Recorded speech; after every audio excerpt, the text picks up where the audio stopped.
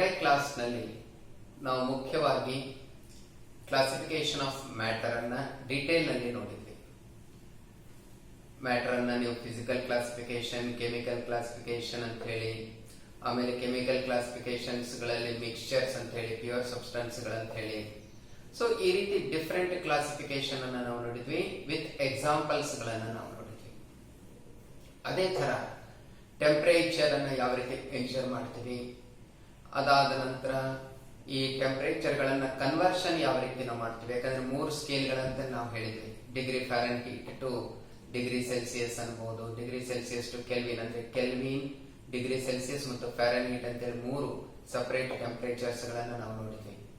So ಇವಾಗ ಈ ಒಂದು ಕ್ಲಾಸ್ ನಲ್ಲಿ ಫಸ್ಟ್ ನಾವು ಈ ಎಕ್ಸಾಂಪಲ್ಸ್ ಗಳನ್ನ ನೋಡೋಣ. ಅಂದ್ರೆ ಎಕ್ಸಾಮ್ ದಲ್ಲಿ 1 ಮಾರ್ಕಿಗೆ ಅಥವಾ 2 ಮಾರ್ಕ್ಸ್ ಕೇಳಬಹುದು. ಏನು, ಒಂದು 4-5 ಎಕ್ಸಾಂಪಲ್ಸ್ ಗಳನ್ನ ಕೊಟ್ಟು ಇವುಗಳನ್ನ ಕ್ಲಾಸಿಫೈ ಮಾಡ್ರಿ, ಇದರಲ್ಲಿ ಯಾವ್ದು ಮಿಕ್ಸ್ಚರ್ ಇದೆ, ಯಾವ್ದು ಪ್ಯೂರ್ ಸಬ್ಸ್ಟೆನ್ಸ್ ಇದೆ, ಯಾವ್ದು ಎಲಿಮೆಂಟ್ ಇದೆ ಅಂತ ಕೇಳ್ದ ಅಂತ ಇಟ್ಕೊಳ್ಳಿ. ಅವಾಗ ನಾವು ಕೆಲವೊಂದು ಎಕ್ಸಾಂಪಲ್ಸ್ ಗಳನ್ನ, ಅಲ್ಲಿ ಕೊಟ್ಟಿರುವಂತ ಎಕ್ಸಾಂಪಲ್ಸ್ ಗಳನ್ನ ಕ್ಲಾಸಿಫೈ ಮಾಡೋದು ಯಾವ ರೀತಿ ಅನ್ನೋದನ್ನ ಒಂದೆರಡು ಎಕ್ಸಾಂಪಲ್ಸ್ ಗಳ ಮುಖಾಂತರ ನಾನು ನಿಮಗೆ ತೋರಿಸ್ಕೊಡ್ತೀನಿ. ಓಕೆ, ಇವಾಗ ನೋಡ್ರಿ, ಫಸ್ಟ್ ನಾನೊಂದಿಷ್ಟು ಲೀಸ್ಟ್ ಮಾಡ್ಕೊಳ್ತೀನಿ ನೋಡ್ರಿ. ಏರ್, ಅದಾದ ನಂತರ diamond,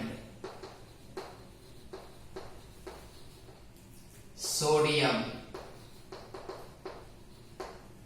copper, carbon,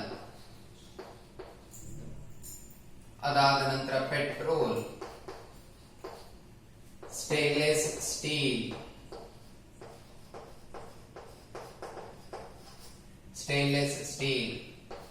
tap water,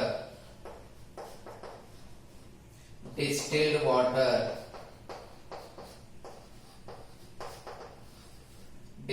water, okay. ಅದೇ ತರ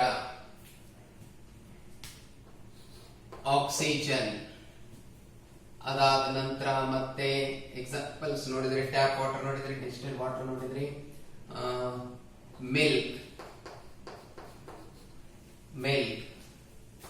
salt solution, water plus sand, water plus oil,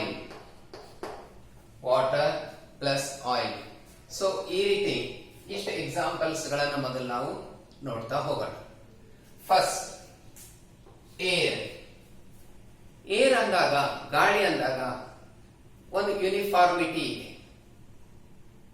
ಅಲ್ಲಿ ಮುಖ್ಯವಾಗಿ ನಾವು ಗಮನಿಸಿದಾಗ, ಘಟಕಗಳನ್ನ ಗಮನಿಸಿದಾಗ, ಅಲ್ಲಿ ಹೈಡ್ರೋಜನ್ ಇದೆ, ಕಾರ್ಬನ್ ಡೈಆಕ್ಸೈಡ್ ಇದೆ, ನೈಟ್ರೋಜನ್ ಇದೆ, ಸಲ್ಫರ್ ಡೈಆಕ್ಸೈಡ್ ಇದೆ.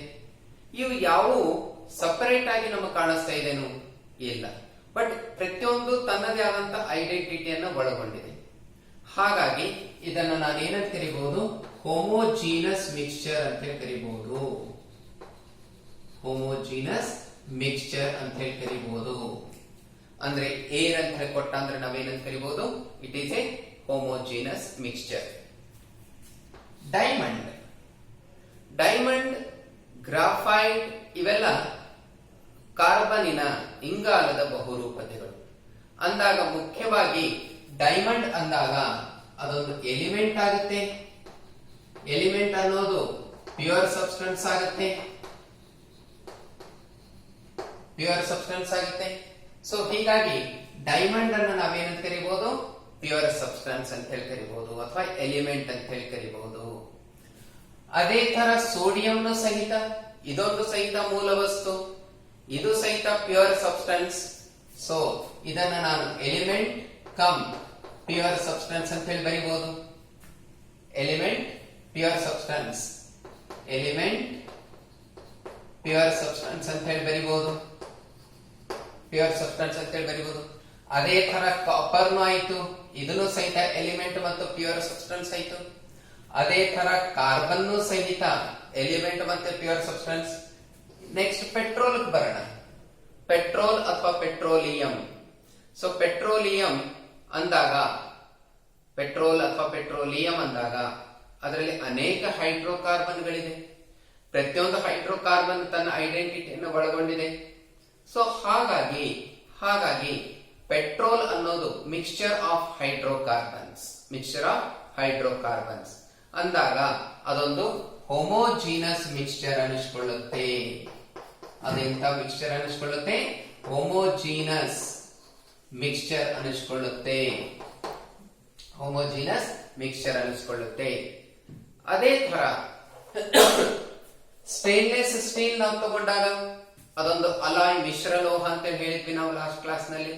ಸೊ ಈ ಮಿಶ್ರಲೋಹನಲ್ಲಿ ಕಬ್ಬಿಣ ಇದೆ, ಆಮೇಲೆ ಕ್ರೋಮಿಯಂ ಇದೆ, ಕಾರ್ಬನ್ ಇದೆ, ಬಟ್ ನೋಡಿದಾಗ ಒಂದೇ ರೂಪದಲ್ಲಿ ನಮಗೆ ಕಾಣಿಸುತ್ತೆ ಅದು. ಹೀಗಾಗಿ ಸ್ಟೇನ್ಲೆಸ್ ಸ್ಟೀಲ್ ಅನ್ನೋದು ಸಹಿತ ಹೋಮೋಜೀನಸ್ ಮಿಕ್ಸ್ಚರ್ ಅನಿಸ್ಕೊಳ್ಳುತ್ತೆ.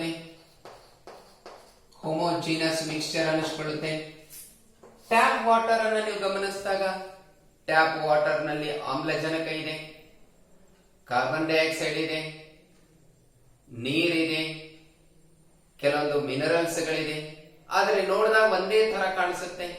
ಸೊ ಹಾಗಾಗಿ ಅದನ್ನು ಸಹಿತ ನಾವೇನಂತ ಕರಿಬಹುದು?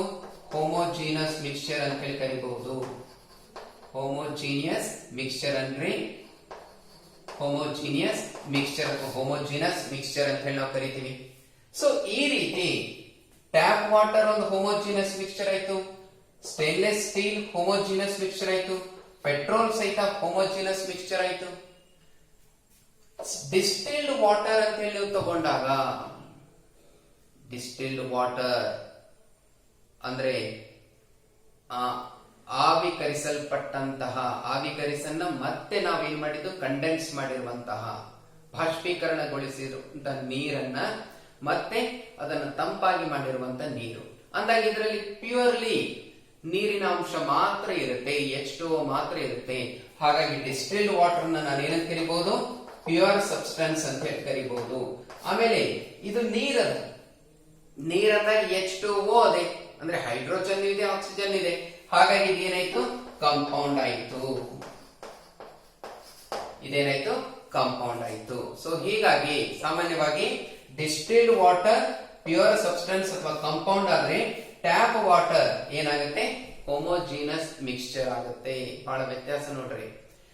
ಎರಡು ನೀರ್ ಅಂತ ಹೇಳಿ ನಾವು ಕನ್ಸಿಡರ್ ಮಾಡಿದಾಗ, ಡಿಸ್ಟಿಲ್ಡ್ ವಾಟರ್ ಅಂತ ಹೇಳಿ ನಾವು ಕರೆದಾಗ ಪ್ಯೂರ್ಲಿ ವಾಟರ್ ಇರ್ತದೆ, ಪ್ಯೂರ್ಲಿ H2O ಇರುತ್ತೆ. ಸೊ ಹೀಗಾಗಿ ಅದನ್ನ ನಾವು ಪ್ಯೂರ್ ಸಬ್ಸ್ಟೆನ್ಸ್ ಹೋಲಿಸ್ತೀವಿ ಮತ್ತು ಕಾಂಪೌಂಡ್ ಗೆ ಹೋಲಿಸ್ತೀವಿ. ಸೊ ಎಕ್ಸಾಮ್ ದಲ್ಲಿ ಕೇಳ್ದ ಟ್ಯಾಪ್ ವಾಟರ್ ಕೇಳ್ದ ಅಂದ್ರೆ homogeneous mixture, it is not A compound. ಅದೇ ಡಿಸ್ಟಿಲ್ಡ್ ವಾಟರ್ ಕೇಳ್ದ ಅಂದ್ರೆ ಪ್ಯೂರ್ ಸಬ್ಸ್ಟೆನ್ಸ್ ಅಥವಾ ಕಾಂಪೌಂಡ್ ಅಂತ ಹೇಳಿ ನಾವು ಹೇಳ್ತೀವಿ. ಸೊ ಇದಿಷ್ಟು ಒಂದು ಸೆಷನ್ ಅಲ್ಲಿ ಆಯಿತು. ಎರಡನೇ ಸೆಷನ್ ಅಲ್ಲಿ ಆಮ್ಲಜನಕ ಅಂದಾಗ ಇದೊಂದು ಪ್ಯೂರ್ ಸಬ್ಸ್ಟೆನ್ಸ್ ಆಯ್ತು. ಅದೇ ತರ ಇದು ಒಂದು ಎಲಿಮೆಂಟ್ ಆಯ್ತು. ಇನ್ನು ನೀವು ಲೋಹಗಳು ಮತ್ತು ಅಲೋಹಗಳು ಅಂತ ಹೇಳಿ ಅಂದಾಗ ಇದೊಂದು ಅಲೋಹ ಆಯ್ತು, ಅಂದ್ರೆ ನಾನ್ ಮೆಟಲ್ ಆಯ್ತು. ಸೊ ಈ ರೀತಿನೂ ನೀವು ಡಿಸ್ಟಿಂಗ್ವಿಷನ್ ಮಾಡ್ತಾ ಹೋಗಬಹುದು. ಅಂದಾಗ ಇಲ್ಲಿ ನೋಡ್ರಿ, ಕಾಪರ್, ಸೋಡಿಯಂ ಇವು ಮೆಟಲ್ಸ್ ಗಳಾಗ್ತಾವ, ಲೋಹಗಳಾಗ್ತಾವ.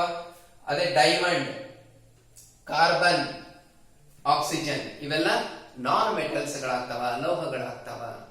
ಸೊ ಹೀಗಾಗಿ ಆಮ್ಲಜನಕ ಅಂತ ನಾನು ತಗೊಂಡಾಗ ಅದರಲ್ಲಿ ಕೇವಲ ಆಮ್ಲಜನಕದ ಮಾಲಿಕ್ಯೂಲ್ಸ್ ಗಳು ಮಾತ್ರ ಕಂಡು ಬರುತ್ತವೆ.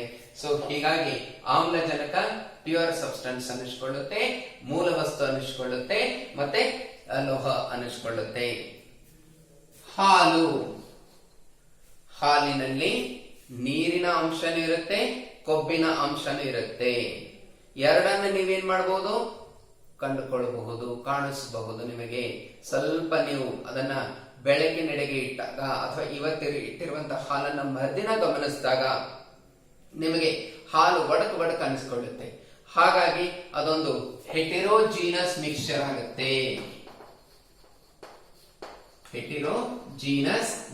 ಆಗುತ್ತೆ. ಯಾವುದು? ಹಾಲು. ಯಾಕಂದ್ರೆ ಅದರಲ್ಲಿ ಏನಿದೆ?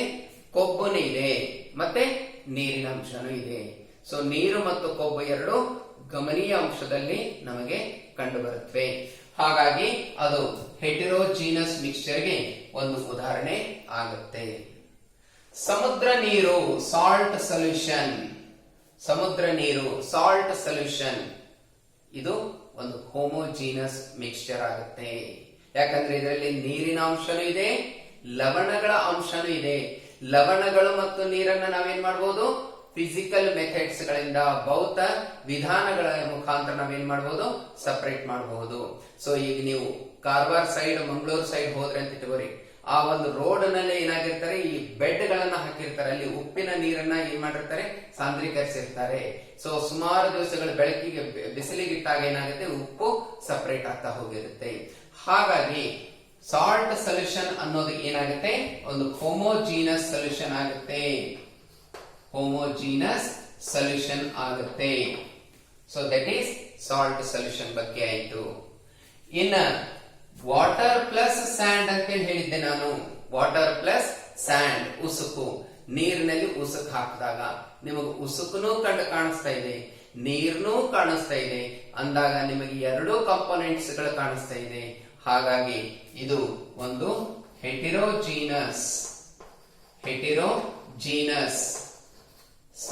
ಮಿಕ್ಸ್ಚರ್ ಆಗುತ್ತೆ. ಹೆಟರೋಜೀನಸ್ ಮಿಕ್ಸ್ಚರ್ ಆಗುತ್ತೆ. ಮಿಕ್ಸ್ಚರ್ ನಲ್ಲಿ ಯಾವುದೇ ರೇಷಿಯೋ ಇರಬಹುದು ಅಂತ ನಾವು ಹೇಳಿದ್ವಿ.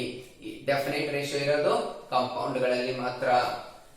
ವಾಟರ್ ಪ್ಲಸ್ ಆಯಿಲ್, ಸಾಮಾನ್ಯವಾಗಿ ಈಗಂತೂ ಮಳೆ ಬರ್ತಾ ಇದೆ, ಇಲ್ಲಿ ಸ್ವಲ್ಪ ನೀವು ಖಾದ್ಯಗಳಲ್ಲಿ ಹೋಗುವಂತ ಸಂದರ್ಭದಲ್ಲಿ ಅಲ್ಲೊಂದಿಷ್ಟು ಪೆಟ್ರೋಲು ಅಥವಾ ಡೀಸೆಲ್ ಬಿದ್ದಿತ್ತಂತ ಇಟ್ಕೊಳ್ರಿ, ಅಲ್ಲಿ ನಿಮಗೆ ಪೆಟ್ರೋಲ್ ಅಥವಾ ಡೀಸೆಲ್ ಡ್ರಾಪ್ಲೆಟ್ಸ್ ಕಾಣಿಸ್ತಾ ಇರುತ್ತೆ ನೀರಿನಲ್ಲಿ. ಸೊ ಹಾಗಾಗಿ ನೀರಿನ ಜೊತೆ ನಾವು ಪೆಟ್ರೋಲ್ ಅಥವಾ ಆಯಿಲ್ ಅನ್ನು ಮಿಕ್ಸ್ ಮಾಡಿದಾಗ ನಮಗೆ ಹೆಟಿರೋಜೀನಸ್ ಮಿಕ್ಸ್ಚರ್ ಸಿಗುತ್ತೆ. ನಮಗೇನ್ ಸಿಗುತ್ತೆ, ಹೆಟಿರೋಜೀನಸ್ ಮಿಕ್ಸ್ಚರ್ ಸಿಗುತ್ತೆ. ಹೆಟಿರೋಜೀನಸ್ ಮಿಕ್ಸ್ಚರ್ ಸಿಗುತ್ತೆ. So that is water plus oil. So ಈ ರೀತಿ ನೀವು ಸಾಮಾನ್ಯವಾಗಿ ಗಮನಿಸಿದಾಗ ಸಾಕಷ್ಟು ಉದಾಹರಣೆಗಳನ್ನ ನಾವು ನೋಡ್ತೀವಿ. ಉದಾಹರಣೆಗೆ ಸೋಡಿಯಂ ಕ್ಲೋರೈಡ್ ಅಂತ ನಾನು ಬರ್ದೆ ಅಂತ ಇಟ್ಕೋರಿ. ಸಿಂಪ್ಲಿ ಸೋಡಿಯಂ ಕ್ಲೋರೈಡ್ ಅಂತ ಬರೆದಾಗ ಇದು ಯಾವುದಕ್ಕೆ ಉದಾಹರಣೆ ಆಗುತ್ತೆ, ಕಾಂಪೌಂಡ್ ಉದಾಹರಣೆ ಆಗುತ್ತೆ, ಅಂದ್ರೆ ಸಬ್ಸ್ಟೆನ್ಸ್, ಪ್ಯೂರ್ ಸಬ್ಸ್ಟೆನ್ಸ್ ಉದಾಹರಣೆ ಆಗುತ್ತೆ. ಅದೇ ರೀತಿ ನೀವು ಕಾಪರ್ ಸಲ್ಫೇಟ್ ಬರೆದ್ರೆ ಇದು ಸಹಿತ ಎದಕ್ಕೆ ಉದಾಹರಣೆ ಆಗುತ್ತೆ, ಕಾಂಪೌಂಡ್ ಗೆ ಉದಾಹರಣೆ ಆಗುತ್ತೆ, ಸಂಯುಕ್ತಕ್ಕೆ ಉದಾಹರಣೆ ಆಗುತ್ತೆ. ಸೊ ಕಾಪರ್ ಸಲ್ಫೇಟ್ ಅನ್ಬಹುದು, ಸೋಡಿಯಂ ಕ್ಲೋರೈಡ್ ಅನ್ಬಹುದು, ಅಥವಾ ಅಯೋಡೈಸ್ಡ್ ಸೋಡಿಯಂ ಕ್ಲೋರೈಡ್ ಅಂತ ಹೇಳಿ ನಾನು ತಗೊಂಡೆ ಅಂತೀರಿ. ಸೊ ಅಲ್ಲಿ ಎರಡು ಕಾಂಪೋನೆಂಟ್ಸ್ ಗಳವ, iodised sodium chloride. So iodised sodium chloride ಅನ್ನೋದು ಮಿಕ್ಸ್ಚರ್ ಉದಾಹರಣೆ ಆಗುತ್ತೆ. ಸೊ ಹೀಗಾಗಿ ನೀವು ಒಂದು ಸಬ್ಸ್ಟೆನ್ಸ್ ನಿಮ್ಮ ಕಣ್ಣಿನ ಎದುರುಗಡೆ ಬಂದಾಗ ಅದೇನು ಹೋಮೋಜಿನಸ್ ಅದನೋ, ಹೆಟ್ರೋಜಿನಸ್ ಅದನೋ, ಕಾಂಪೌಂಡ್ ಅದನೋ, ಮೂಲ ವಸ್ತು ಅದನೋ, ಈ ರೀತಿ ಡಿಫ್ರೆನ್ಶಿಯೇಟ್ ನೀವು ಮಾಡುವಂತ ಕೆಪಾಸಿಟಿ ನಿಮ್ಮ ಹತ್ರ ಬರಬೇಕು. ಸೊ ಈ ರೀತಿ ನೀವು ಒಂದು ಕೆಲಸ ಮಾಡ್ರಿ, ನಿಮ್ಮ ಮನೆ ಒಳಗಡೆ ಅನೇಕ ವಸ್ತುಗಳನ್ನ ನಾವು ಕಂಡುಕೊಳ್ತಾ ಇರ್ತೀವಿ. ಅವುಗಳನ್ನ ನೀವು ಈ ರೀತಿ ಕ್ಲಾಸಿಫೈ ಮಾಡಬಹುದು. ಯಾವುದು ಹೋಮೋಜಿನಸ್ ಅದ, ಯಾವುದು ಹೆಟ್ರೋಜಿನಸ್ ಅದ.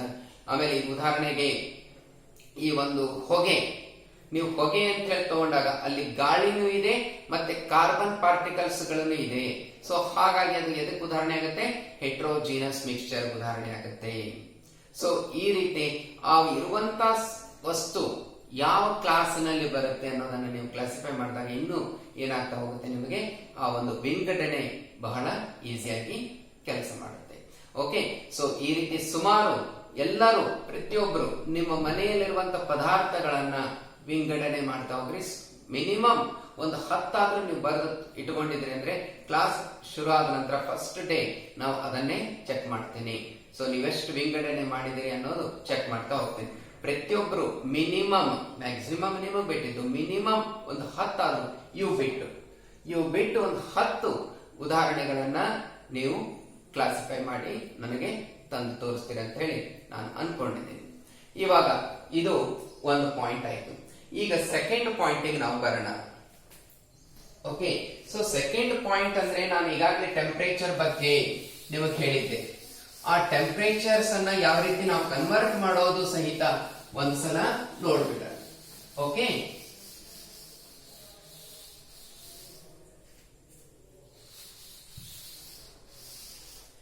ಓಕೆ, ಸೊ ಇಲ್ಲಿ ಒಂದು ಪಾಯಿಂಟ್ ನೀವು ಗಮನದಲ್ಲಿ ಇಟ್ಕೊಳ್ರಿ. ನಾನಿಲ್ಲಿ ಆ 3 ಫಾರ್ಮುಲೈಸ್ ಗಳನ್ನ ಬರೀತೀನಿ ನೋಡ್ರಿ. Degree Fahrenheit is equals to degree Fahrenheit is equals to 5 by 9. In 9 by 5, yes, you are right. It is 9 by 5. 9 by 5 into degree Celsius plus 32 degree. ಇದು ಯಾರಿಗೆ ರಿಲೇಶನ್ಶಿಪ್ ಅನ್ನು ಎಸ್ಟಾಬ್ಲಿಷ್ ಮಾಡುತ್ತೆ? ಡಿಗ್ರಿ ಫ್ಯಾರನ್ಹೀಟ್ಗೂ ಮತ್ತು ಡಿಗ್ರಿ ಸೆಲ್ಸಿಯಸ್ಗೂ. ಓಕೆ, ಅದೇ ತರ kelvin is equals to degree Celsius plus 273.15. ಇದು kelvin point of view. Okay, so ಇವಾಗ ನಾವು ಕೆಲವೊಂದು ಕನ್ವರ್ಷನ್ಸ್ ಗಳನ್ನ ಮಾಡ್ತಾ ಹೋಗೋಣ, ನೋಡ್ತಾ ಹೋಗೋಣ. ಒಂದು ಉದಾಹರಣೆ ನಾನು ಹೇಳ್ತೀನಿ ನೋಡ್ರಿ. ಇಲ್ಲಿ ಫಸ್ಟ್ ಒಂದು ಉದಾಹರಣೆ, 35 ಡಿಗ್ರಿ ಸೆಲ್ಸಿಯಸ್ ಅನ್ನ ಫಸ್ಟ್ ಡಿಗ್ರಿ ಫ್ಯಾರನ್ಹೀಟ್ ನಲ್ಲಿ, ಸೆಕೆಂಡ್ ಕೆಲ್ವಿನ್ ನಲ್ಲಿ ಕನ್ವರ್ಟ್ ಮಾಡಿ ನೋಡೋಣ. ನಾನೇನ್ ಹೇಳಿದೆ? 35 ಡಿಗ್ರಿ ಸೆಲ್ಸಿಯಸ್ ಅನ್ನ ಡಿಗ್ರಿ ಫ್ಯಾರನ್ಹೀಟ್ ನಲ್ಲೂ ಮತ್ತೆ ಕೆಲ್ವಿನ್ ನಲ್ಲೂ ಯಾವ ರೀತಿ ಕನ್ವರ್ಟ್ ಮಾಡಬಹುದು ಅನ್ನೋದನ್ನ ತಿಳಿಸ್ಕೊಡ್ತೀನಿ ನೋಡ್ರಿ. ಫಸ್ಟ್ ಡಿಗ್ರಿ ಫ್ಯಾರನ್ಹೀಟ್ ಫಾರ್ಮುಲಾ ಏನಿದೆ ರೀ? Degree Fahrenheit is equals to 9 by 5 into degree Celsius already ಕೊಟ್ಟಿದ್ದಾನೆ 35 ಪ್ಲಸ್ 32 ಅಂದಾಗ degree Fahrenheit is equals to 5 1s 5 7 35 ಕರೆಕ್ಟಾ? ಸೊ 5 7 35, 9 7 7 9 63 ಕರೆಕ್ಟಾ? 9 7s 63, 9 7 63 ಪ್ಲಸ್ 32 ಅಂದಾಗ degree Fahrenheit is equals to 63 plus 32 95. 63 plus 32 95. ಯಾಕಂದ್ರೆ 60 plus 30 90. 3 plus 2 5. So ಇದು ಏನ್ ಕನ್ವರ್ಟ್ ಮಾಡಿದ್ರಿ? 35 degree Celsius into Fahrenheit ನ ಕನ್ವರ್ಟ್ ಮಾಡಿದ್ರಿ. ಅದೇ ತರ kelvin is equals to degree Celsius plus 273.15 ಅಂದಾಗ kelvin is equals to degree Celsius ಎಷ್ಟು ಕೊಟ್ಟಿದ್ದ ನಮ್ಮನ್ನ ಆಲ್ರೆಡಿ? 35 ಪ್ಲಸ್ 273.15 ಅಂದಾಗ ಎಷ್ಟಾಗುತ್ತೆ ನೋಡ್ರಿ? Kelvin is equals to 273 plus 30. 273 plus 30 ಎಷ್ಟಾಗುತ್ತೆ? 273 plus 0.15 plus 35 15 5 3 8. ಈ ಸಿಂಪಲ್ ಮ್ಯಾಥಮೆಟಿಕ್ಸ್ ನಿಮಗೆ ಬರ್ತಾ ಇರುತ್ತೆ. ಹಾಗಾಗಿ ನಾನು ಒಂದು ಸುಮ್ಮನೆ ಸಿಂಪಲ್ ಕ್ಯಾಲ್ಕುಲೇಷನ್ ಅನ್ನ ಮಾಡಿ ತೋರಿಸಿದ್ದೇನೆ. ಈಗಾಗಲೇ ನೀವು ಮ್ಯಾಥಮೆಟಿಕ್ಸ್ ನಲ್ಲಿ ಫ್ಯಾಮಿಲಿಯರ್ ಇರ್ತೀರಿ, ಫಾಸ್ಟ್ ಇರುತ್ತೆ. ಸೊ ಹೀಗಾಗಿ ಟೋಟಲ್ ಎಷ್ಟೈತಿದು? 308.15. ಇದೇನಾಯ್ತು? ಕೆಲ್ವಿನ್ ಆಗ ಕನ್ವರ್ಷನ್ ಆಯ್ತು. ಇಲ್ಲಿ ಸಾಮಾನ್ಯವಾಗಿ ನಾವು ಕ್ಯಾಲ್ಕುಲೇಷನ್ ಮಾಡೋ ಮುಂದಾಗ ಈ 15 ಅನ್ನ ನೆಗ್ಲೆಕ್ಟ್ ಮಾಡಿರ್ತೀವಿ. ಜಸ್ಟ್ 273 ಆಡ್ ಮಾಡ್ಕೊಂಡು ಹೋಗಿರ್ತೀವಿ. ಓಕೆ, ಸೊ ಹೀಗಾಗಿ ಇದೆಷ್ಟಾಯ್ತು? 308 ಕೆಲ್ವಿನ್ ಆಯ್ತು. 308 ಕೆಲ್ವಿನ್ ಆಯ್ತು. ಇದು ಎದರ conversion? Degree Celsius to kelvin ಆಯ್ತು. ಇದು ಡಿಗ್ರಿ ಸೆಲ್ಸಿಯಸ್ ಟು ಫ್ಯಾರನ್ಹೀಟ್ ನಾಗಾಯ್ತು. ಡಿಗ್ರಿ ಸೆಲ್ಸಿಯಸ್ ಟು ಫ್ಯಾರನ್ಹೀಟ್ ನಾಗಾಯ್ತು. So this is all about the how to convert degree Fahrenheit and Kelvin from the degree Celsius. ಇನ್ನೊಂದು example ಮಾಡಿ ನೋಡೋಣ. ಫಾರ್ಮುಲಾನ by heart ಹಾಕಬೇಕು. ಫಾರ್ಮುಲಾಗಳನ್ನ by heart ಹಾಕಬೇಕು ನೋಡ್ರಿ. ಫಾರ್ಮುಲಾಗಳು ಬೈ ಹಾರ್ಟ್ ಹಾಕಿದಾಗ ಮಾತ್ರ ನಮ್ಮ ಕೆಮಿಸ್ಟ್ರಿನಲ್ಲಿ ನೀವು ಸ್ಕೋರ್ ಮಾಡ್ತೀರಿ. ಒಂದು. ಎರಡನೇದು ಶಾರ್ಟ್ ಕಟ್ ಮೆಥಡ್ಗಳು ನಮ್ಮ ಕೆಮಿಸ್ಟ್ರಿನಲ್ಲಿ ಬಹಳ ಕಮ್ಮಿ, ಸ್ಟ್ರೇಟ್ ವೇ ಇರ್ತಾವ. ಅದಕ್ಕೆ ಆನ್ಸರ್ ಗೊತ್ತಿತ್ತಂದ್ರೆ ನೀವು ಪಟ್ನೆ ಅಂದ್ರೆ ಫಾರ್ಮುಲಾ ಗೊತ್ತಿತ್ತು ಅಂದ್ರೆ ನೀವು ಆನ್ಸರ್ ಹೇಳಬಹುದು. ಈಗ ಇನ್ನೊಂದು ಹೇಳ್ತೀನಿ ನೋಡ್ರಿ. 37 ಡಿಗ್ರಿ ಸೆಲ್ಸಿಯಸ್ ಅದ ಅಂತ ಇಟ್ಕೊಳ್ರಿ. ಈಗ ಇದನ್ನ ಕೆಲ್ವಿನ್ ನಾಗ ಕನ್ವರ್ಟ್ ಮಾಡೋದು ನೋಡೋಣ. Kelvin is equals to degree Celsius plus 273. ನಾನು ಹೇಳಿದೆ ಈಗಾಗಲೇ 0.15 ಏನಿದೆ ಅದನ್ನ ಒಮಿಟ್ ಮಾಡ್ತೀವಿ, ಅದನ್ನ ನೆಗ್ಲೆಕ್ಟ್ ಮಾಡ್ಕೊಳ್ತೀವಿ ಕ್ಯಾಲ್ಕುಲೇಷನ್ ಅಲ್ಲಿ. ಓಕೆ, ಸೊ ಹೀಗಾಗಿ 273.15 ಇಟ್ರು ಓಕೆ, ಜಸ್ಟ್ 273 ಇಟ್ರು ಓಕೆ. ಸೊ ಅಂದಾಗ kelvin is equals to degree Celsius 37 ಅದ ಪ್ಲಸ್ 273 ಎಷ್ಟಾಗುತ್ತೆ ರೀ? ಎಷ್ಟಾಗುತ್ತೆ? 270 ಪ್ಲಸ್ 30 300. 307 ಪ್ಲಸ್ 310 ಅಂದಾಗ ಎಷ್ಟಾಯ್ತು? 310 ಕೆಲ್ವಿನ್ ಆಯ್ತು. 310 ಕೆಲ್ವಿನ್ ಆಯ್ತು. ಓಕೆ, ಸೊ ಇದನ್ನ ಇದರೊಳಗೆ ಕನ್ವರ್ಟ್ ಮಾಡ್ಕೊಂಡ್ವಿ ಡಿಗ್ರಿ ಸೆಲ್ಸಿಯಸ್ ಅನ್ನ ಕೆಲ್ವಿನ್ ಆಗ. ಇದು ಬಹಳ ಬಹಳ ಬೇಸಿಕ್ ರೀ. ಯಾಕಂದ್ರೆ ನಾವು ಪ್ರತಿಯೊಂದು ಪ್ರಾಬ್ಲಮ್ಸ್ ಗಳನ್ನ ಡಿಗ್ರಿ ಸೆಲ್ಸಿಯಸ್ ನ ಕೊಟ್ಟಿದ್ದಂದ್ರೆ ಕೆಲ್ವಿನ್ ಕನ್ವರ್ಟ್ ಮಾಡ್ಕೊಳ್ಳೇಬೇಕು. ಅದು ಹ್ಯಾಬಿಟ್ ನಿಮಗೆ ಬರಲೇಬೇಕು. ಅದೇ ತರ ಡಿಗ್ರಿ ಫ್ಯಾರನ್ ಹೀಟ್ ನಲ್ಲಿ ಎಕ್ಸಾಮ್ ದಲ್ಲಿ 1 ಮಾರ್ಕ್ ನ ಕೇಳ್ತಾನೆ. How do you convert degree Celsius into Fahrenheit? ಒಂದು ಎಕ್ಸಾಂಪಲ್ ಯಾವುದೋ ಒಂದು ವ್ಯಾಲ್ಯೂ ಕೊಟ್ಟಿರ್ತಾನೆ. ಸೊ ಅಂದಾಗ ಈಗಾಗಲೇ ನಿಮಗೆ ಗೊತ್ತಿದೆ ಫಾರ್ಮುಲಾ ಏನಿದೆ? 9/5 into degree Celsius plus 32 degree. 32 degree. So degree Fahrenheit is equals to 9/5 into 9/5 into ಎಷ್ಟು? 37. 37 ಪ್ಲಸ್ 32. 37 ಪ್ಲಸ್ 32 ಅಂದಾಗ ಇವಾಗ ಒಂದು ವಿಚಾರ ನೋಡ್ರಿ. ನೀವು ಸಿಇಟಿಗಾಗ್ಲಿ ನೀಟ್ಗಾಗ್ಲಿ ಪ್ರಿಪೇರ್ ಮಾಡ್ಬೇಕಂತೇಳಿ ಪ್ಲಾನ್ ಇತ್ತು ಅಂದ್ರೆ ಅದು JEE ಆಗಬಹುದು. ಪ್ರಿಪೇರ್ ಮಾಡ್ತೀನಿ ಅಂತೇಳಿ ಅನ್ಕೊಂಡಿದ್ರಿ ಅಂದ್ರೆ ಕ್ಯಾಲ್ಕುಲೇಟರ್ ಯೂಸ್ ಮಾತ್ರ ಮಿನಿಮೈಸ್ ಮಾಡಬೇಕು. ಕ್ಯಾಲ್ಕುಲೇಟರ್ ಉಪಯೋಗತೆ ಕಡಿಮೆ ಮಾಡಬೇಕು. ಈ ಒಂದು ಹಂತದಲ್ಲಿ ನೀವೇನ್ ಮಾಡಬಹುದು? ಕ್ಯಾಲ್ಕುಲೇಟ್ ಮಾಡ್ಕೋಬಹುದು. ಆದ್ರೆ ಸಿಇಟಿ ನಲ್ಲಿ ನೀಟ್ ನಲ್ಲಿ ಕ್ಯಾಲ್ಕುಲೇಟರ್ ಅಲೌ ಇರೋದಿಲ್ಲ. ಹಾಗಾಗಿ ನೀವು ಇದನ್ನ ನಿಮ್ಮ ಓನ್ ಕ್ಯಾಲ್ಕುಲೇಷನ್ ನಲ್ಲೇ ಅಂದ್ರೆ ಸಿಂಪಲ್ ಮ್ಯಾಥಮೆಟಿಕ್ಸ್ ನಲ್ಲೇ ಮಾಡ್ತಾ ಹೋಗಬೇಕು. ಓಕೆ, ಸೊ ಹಾಗಾಗಿ degree Fahrenheit is equals to 9/5 ಅದ. ಸೊ ಅಂದಾಗ 5 1s ಆಯ್ತು, 5 7s ಆಯ್ತು. ಪಾಯಿಂಟ್ ಇಟ್ಕೋತೀನಿ ನೋಡ್ರಿ. ಇಲ್ಲಿ ಎಷ್ಟು ಉಳಿತು? 2 ಉಳಿತು. 4s ಅಂದ್ರೆ ಇದೆಷ್ಟಾಯ್ತು? 7.4 ಆಯ್ತು.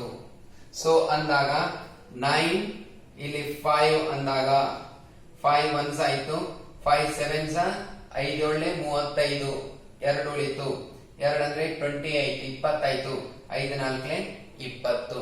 ಸೊ ನೆಕ್ಸ್ಟ್ 9 ಇಂಟು 7.4 7.4 ಇಂಟು 9 ಮಾಡಿದಾಗ 9 4 36, 4 9 36, 7 9 63, 63 3 66. ಸೊ ಅಂದಾಗ ಎಷ್ಟು ಬಂತಲ್ಲಿ? ಇನ್ನೊಂದ್ಸಲ ಚೆಕ್ ಮಾಡ್ಬಿಡೋಣ. 4 9 36 6 3 ಬಂತು. 9 7 63 ಪ್ಲಸ್ 3 66 ಆಯ್ತು.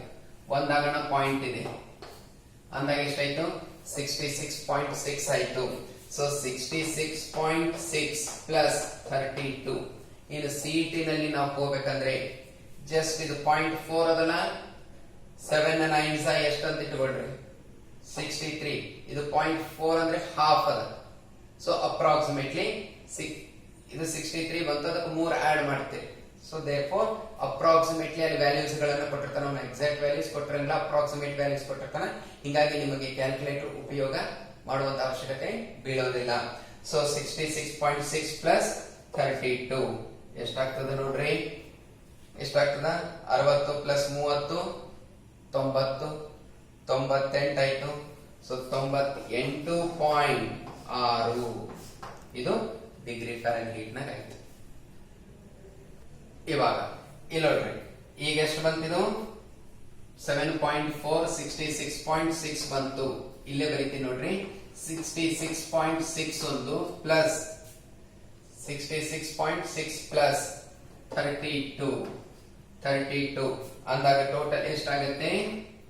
ಡಿಗ್ರಿ ಫ್ಯಾರನ್ಹೀಟ್ 98.6 ಡಿಗ್ರಿ ಫ್ಯಾರನ್ಹೀಟ್ ಆಗುತ್ತೆ. ಆನ್ಸರ್ ಎಷ್ಟು? 98.6 ಆಗುತ್ತೆ. ಸೊ ಇದು ಕನ್ವರ್ಷನ್ ಫ್ಯಾಕ್ಟರ್ ಆಯ್ತು, ಕನ್ವರ್ಷನ್ ಫ್ಯಾಕ್ಟರ್ ಆಯ್ತು. ಓಕೆ,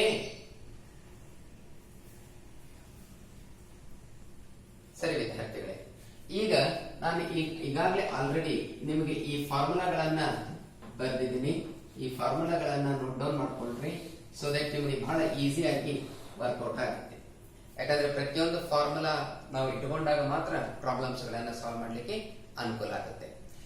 ಇವಾಗ ನಾನು ಇನ್ನೊಂದು ತಗೊಳ್ತೀನಿ ನೋಡ್ರಿ,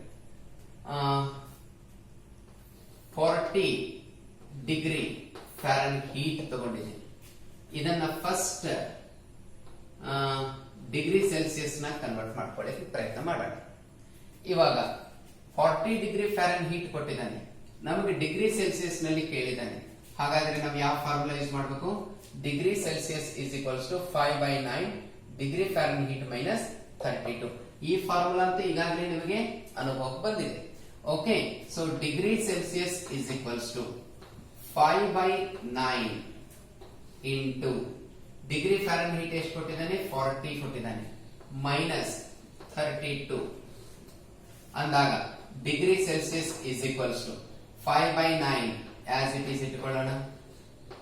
40 ಮೈನಸ್ 32 ಅಂದ್ರೆ 8. So degree Celsius is equals to 5 × 40, 40/9 ಆಯ್ತು. So degree Celsius is equals to 40/9 ಅಂದಾಗ 4.44 ರಿಕರಿಂಗ್ ಆಗ್ತಾ ಹೋಗುತ್ತೆ. ಅಂದಾಗ ಅಂದ್ರೆ ಏನು? 9 4 36, 4 ಉಳಿತು, ಮತ್ತೆ 9 4 36. ಸೊ ಹೀಗಾಗಿ 4.44 ಡಿಗ್ರಿ. ಇಲ್ಲಿ ಆಲ್ರೆಡಿ ಯೂನಿಟ್ ಬರೆದಿದ್ರೆ ಅಂದ್ರೆ ಇಲ್ಲಿ ಬರೀ ಅವಶ್ಯಕತೆ ಇಲ್ಲ. ಒಂದ್ ವೇಳೆ ಇಲ್ಲಿ ಏನು ಬರ್ದಿದ್ದಿಲ್ಲ, ಬರೀ ಈಕ್ವಲ್ಸ್ ಟು ಹಾಕಿದ್ರೆ ಅಂದ್ರೆ ಇಲ್ಲಿ ಬರೀ ಈಕ್ವಲ್ಸ್ ಟು ಹಾಕಿದ್ರೆ ಅಂದ್ರೆ ಇಲ್ಲಿ ಕಂಪಲ್ಸರಿ ಡಿಗ್ರಿ ಸೆಲ್ಸಿಯಸ್ ಅಂತ ಹೇಳಿ ಮೆನ್ಷನ್ ಮಾಡ್ತೀವಿ. ಸೊ ಇದು ಡಿಗ್ರಿ ಫ್ಯಾರನ್ಹೀಟ್ ಅನ್ನ ಎದ್ರೊಳಗೆ ಕನ್ವರ್ಟ್ ಮಾಡ್ಕೊಂಡ್ವಿ? Degree Celsius. ಒಂದ್ಸಲ ನಮಗೆ ಡಿಗ್ರಿ ಸೆಲ್ಸಿಯಸ್ ಸಿಕ್ತು ಅಂದ್ರೆ ಕೆಲ್ವಿನ್ ಆಗಿ ಮಾಡ್ಕೋಬಹುದು. So kelvin K is equals to degree Celsius plus 273.15.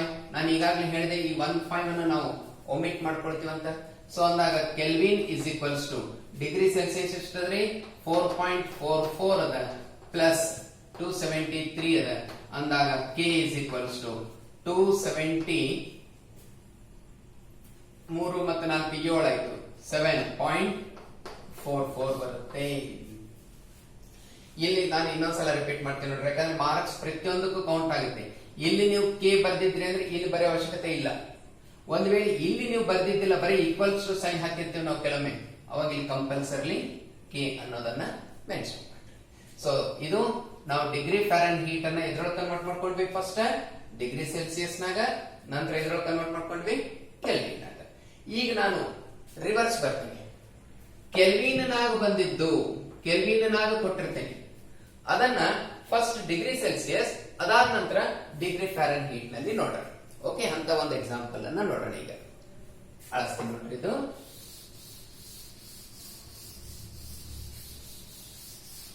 ಇವಾಗ ಕೆಲ್ವಿನ್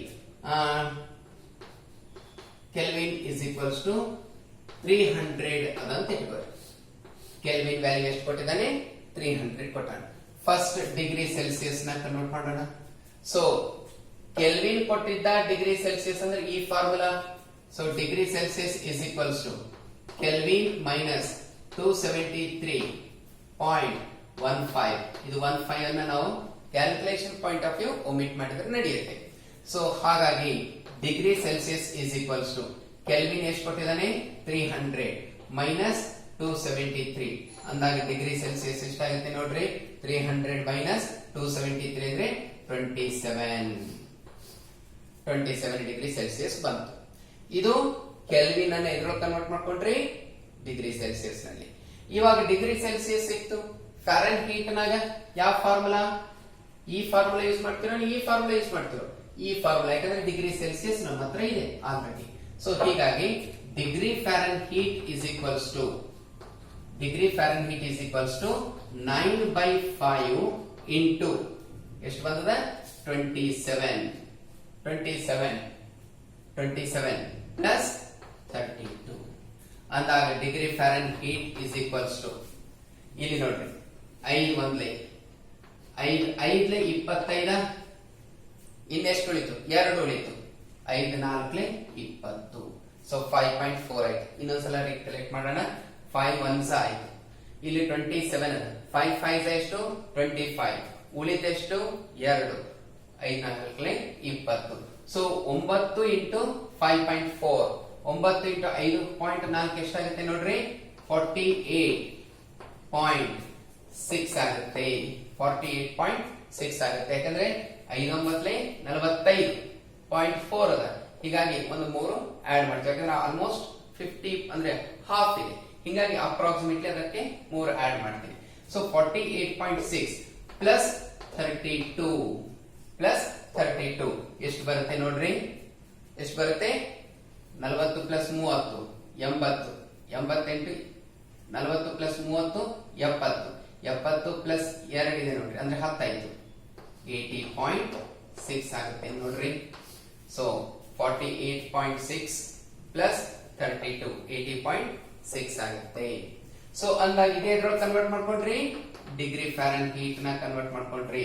ಸೊ ಅಂದಾಗ ಈ ಫಾರ್ಮುಲಾಗಳನ್ನ ಯೂಸ್ ಮಾಡಿಕೊಂಡು ನೀವು ಏನನ್ನ ಡಿಗ್ರಿ ಫ್ಯಾರನ್ ಹೀಟ್ ಕೊಟ್ಟಿದ್ದ ಅಂದ್ರೆ ಸೆಲ್ಸಿಯಸ್ ನಲ್ಲಿ, ಸೆಲ್ಸಿಯಸ್ ಕೊಟ್ಟಿದ್ದ ಅಂದ್ರೆ ಕೆಲ್ವಿನ್ ನಲ್ಲಿ, ಕೆಲ್ವಿನ್ ಕೊಟ್ಟಿದ್ದ ಅಂದ್ರೆ ಡಿಗ್ರಿ ಸೆಲ್ಸಿಯಸ್ ನಲ್ಲಿ ಮತ್ತೆ ಫ್ಯಾರನ್ ಹೀಟ್ ನಲ್ಲಿ ಅಂದ್ರೆ ಈ ಫಾರ್ಮುಲಾಗಳನ್ನ ಯೂಸ್ ಮಾಡಿಕೊಂಡು ನೀವು ಏನ್ ಮಾಡಬಹುದು ಪ್ರಾಬ್ಲಮ್ಸ್ ಗಳನ್ನ ಸಾಲ್ವ್ ಮಾಡಬಹುದು. ಒಂದ್ ವಿಚಾರ. ಎರಡನೇ ವಿಚಾರ ಫ್ಯಾರನ್ ಹೀಟ್ ಬೇಕಾದ್ರೆ ಕಂಪಲ್ಸರಿ ಡಿಗ್ರಿ ಸೆಲ್ಸಿಯಸ್ ನಾಗ ನಮ್ಗೆ ಆನ್ಸರ್ ಬೇಕು. ಕೆಲ್ವಿನ್ ಕೊಟ್ಟು ಫ್ಯಾರನ್ ಹೀಟ್ ನ ಕೇಳಿದ್ದ ಅಂತ ಇಟ್ಕೋರಿ. ಕೆಲ್ವಿನ್ ಕೊಟ್ಟು ಫ್ಯಾರನ್ ಹೀಟ್ ನ ಕೇಳಿದ್ದ ಅಂದ್ರೆ ಕೆಲ್ವಿನ್ ಕೊಟ್ಟು ಫ್ಯಾರನ್ ಹೀಟ್ ನ ಕೊಟ್ಟಿದ್ದ ಅಂದ್ರೆ 2 ಸ್ಟೆಪ್ ಇದೆ. ಇನ್ನ 1 ಮಾರ್ಕ್ಸ್ ನಲ್ಲಿ ಕೇಳಿದ ಅಂದ್ರೆ ಡೈರೆಕ್ಟ್ ಆನ್ಸರ್ ಕೊಡಬಹುದು ನೀವು. 2 ಮಾರ್ಕ್ಸ್ ಕೇಳಿದ್ದ ಅಂದ್ರೆ ಯಾವಾಗ್ಲೂ ನೆನ್ಪಿಟ್ಕೊಳ್ರಿ 2 ಮಾರ್ಕ್ಸ್ ಕೇಳಿದ್ದ ಅಂದ್ರೆ ಫಸ್ಟ್ ನೀವು ಫಾರ್ಮುಲಾ ಬರಿಬೇಕು. ಫಾರ್ಮುಲಾಕ್ಕೆ ಅರ್ಧ ಮಾರ್ಕ್ಸ್ ಇರುತ್ತೆ. ಸಬ್ಸ್ಟಿಟ್ಯೂಷನ್ ಮಾಡಿದ್ರಿ ಅದಕ್ಕೆ ಅರ್ಧ ಮಾರ್ಕ್ಸ್ ಇರುತ್ತೆ. ನಂತರ ಆನ್ಸರ್ಗೆ ಅರ್ಧ ಮಾರ್ಕ್ಸ್ ಇರುತ್ತೆ ಪ್ಲಸ್ ಯೂನಿಟ್ ಬರೆಯೋದು ಯಾಕಂದ್ರೆ ಡಿಗ್ರಿ ಸೆಲ್ಸಿಯಸ್ ಅದು ಯೂನಿಟ್ ಅದದು ಆ ಯೂನಿಟ್ ಗೆ ಅರ್ಧ ಮಾರ್ಕ್ಸ್. ಈ ರೀತಿ 2 ಭಾಗದಲ್ಲಿ ಡಿವೈಡ್ ಆಗಿತ್ತು ಅಂದ್ರೆ ಇದಕ್ಕೆ 1 ಮಾರ್ಕ್ಸ್ ಕೊಟ್ಟಿರ್ತಾನೆ, ಇದಕ್ಕೆ 1 ಮಾರ್ಕ್ಸ್ ಅನ್ನ ಕೊಟ್ಟಿರ್ತಾನೆ. ಓಕೆ. ಸೊ ಈ ರೀತಿ ಸಾಕಷ್ಟು ಉದಾಹರಣೆಗಳನ್ನ ನೀವು ಸಾಲ್ವ್ ಮಾಡ್ತಾ ಹೋಗಬಹುದು. ಇವಾಗ ನಾನು ಒಂದಿಷ್ಟು ಎಕ್ಸಾಂಪಲ್ಸ್ ಗಳನ್ನ ಇಲ್ಲಿ ಬರೀತೀನಿ ನೋಡ್ರಿ, ಅವನ್ನ ಸಾಲ್ವ್ ಮಾಡ್ರಿ. Number 1 35 degree Celsius. ಇವೆರಡು ಎದ್ರೊಳಗೆ ಕನ್ವರ್ಟ್ ಮಾಡಬೇಕು ಕೆಲ್ವಿನ್ ಆಗಿ ಮಾಡ್ಕೋಬೇಕು. ಡಿಗ್ರಿ ಸೆಲ್ಸಿಯಸ್ ಕೊಟ್ಟಿದ್ದಂದ್ರೆ Fahrenheit as well as kelvin ಆಗಿ ಮಾಡ್ಕೋತ ಹೋಗ್ಬೇಕು ನೋಡಿ. ಒಟ್ಟು 3 ಯೂನಿಟ್ಸ್ ಗಳು ನಿಮ್ ಜೊತೆ ಇರಬೇಕು. 35 ಡಿಗ್ರಿ ಸೆಲ್ಸಿಯಸ್ 500 ಕೆಲ್ವಿನ್ ಒಟ್ಟು 5 ಕೊಡ್ತೀನಿ ನೋಡ್ರಿ. 43 degree Fahrenheit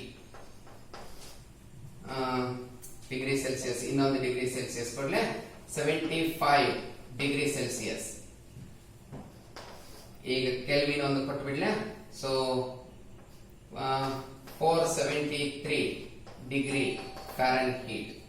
so totally 5 assignment ಗಳನ್ನು ಕೊಟ್ಟಿದ್ದೀನಿ, ಸಾಲ್ವ್ ಮಾಡಿ. ಓಕೆ. ನೆಕ್ಸ್ಟ್ ಕ್ಲಾಸ್ ನಲ್ಲಿ ನೆಕ್ಸ್ಟ್ ಕಂಟೆಂಟ್ ಅನ್ನ ಹೇಳ. ಓಕೆ.